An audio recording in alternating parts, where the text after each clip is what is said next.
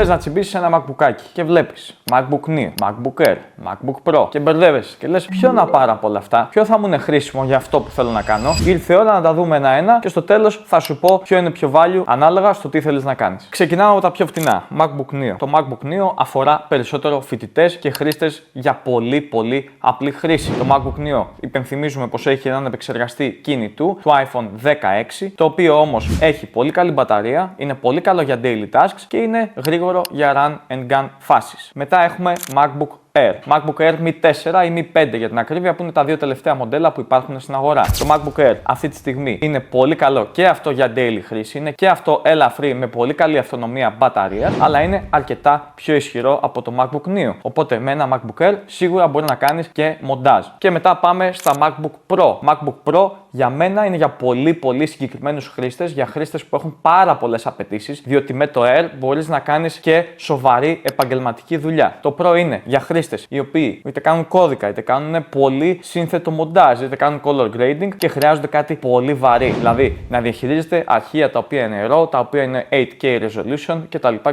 Για μένα η μέση λύση είναι το MacBook Air, το οποίο κιόλας έχω. Γιατί και σου δίνει επαγγελματικά features, αλλά και έχει την ελαφρότητα και δεν ρηψοκινδυνεύει ένα μηχάνημα το οποίο κάνει 5.000 ευρώ να το κουβαλάς κάθε μέρα πέρα δόθε. Άρα έχουμε MacBook Neo για φοιτητές light χρήση, MacBook Air για μια ενδιάμεση λύση η οποία σου δίνει ισχυρό επεξεργαστή αλλά και καθημερινή χρήση, MacBook Pro για κάτι βαρύ το οποίο θα το χρησιμοποιήσει και ως desktop συνδέοντάς το σε external monitors να κάνεις σοβαρή δουλειά.